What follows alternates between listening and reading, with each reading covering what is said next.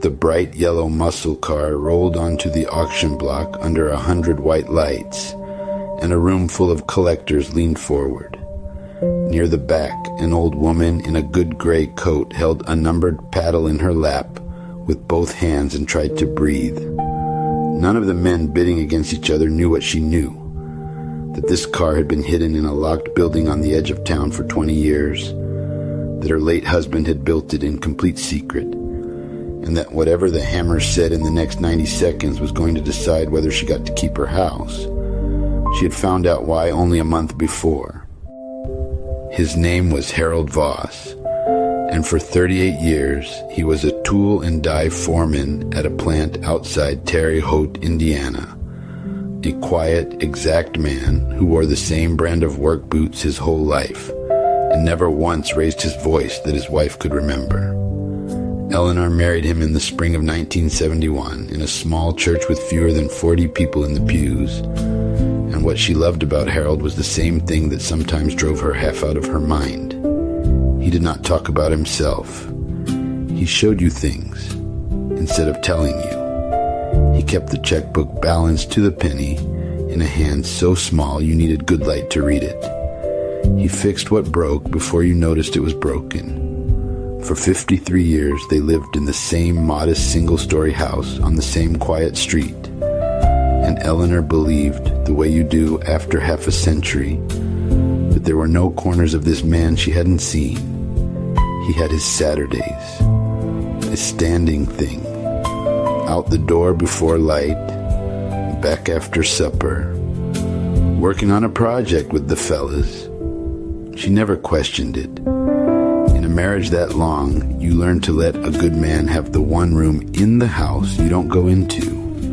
What she did not know, could not have known, was that Harold Voss had been quietly carrying something for almost 30 years. A weight he had decided, with the stubborn private logic of a man who showed instead of told, that his wife would never once have to feel the shape of. He carried it right up until the morning his heart stopped in the garden. Harold died on an ordinary Tuesday in the fall, kneeling by the tomato plants, gone before he hit the ground.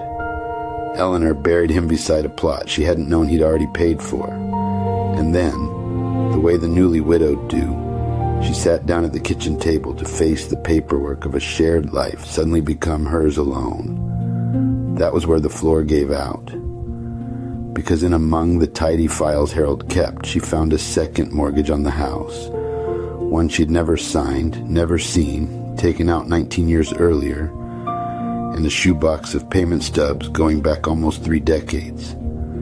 She sat there for a long time before she understood what she was looking at. The debt traced back to the middle 1990s, to the long year Eleanor had spent sick, the surgeries and the treatments and the bills that the insurance had simply refused. She had believed all this time that they'd somehow scraped through it. They had not. Harold had covered the shortfall the only way he could, by borrowing against the house quietly, and then spending the next 29 years paying it down a little at a time, so that she would never know how close they had come, never feel like the thing that had nearly cost them everything. He had hidden a mountain of worry from her for half their marriage rather than let her carry an ounce of it. And now he was gone, and the balance was still there, larger than the house would sell for in the shape it was in, with the payments due and no foreman's salary left to make them. Then she found the key.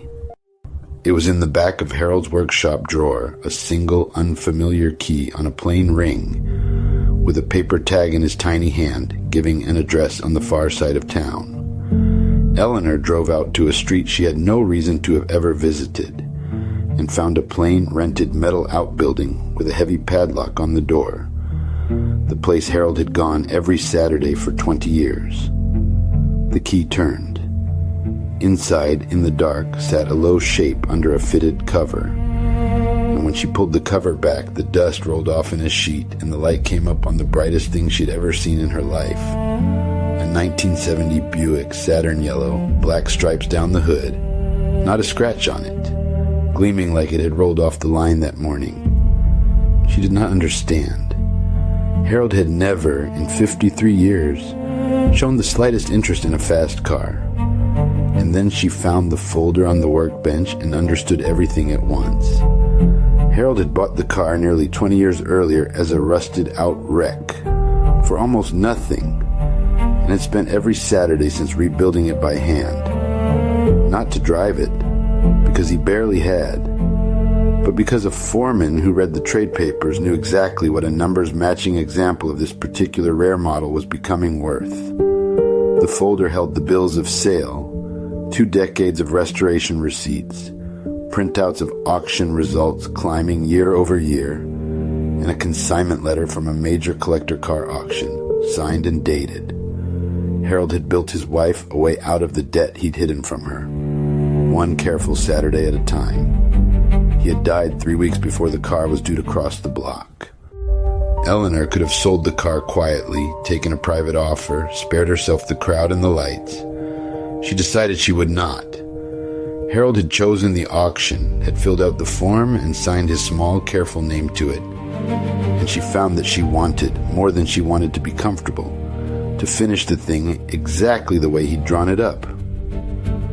So on a Saturday of her own, she sat near the back of a vast auction hall with a numbered paddle in her lap and watched the yellow car her husband had hidden from her roll up into the white lights.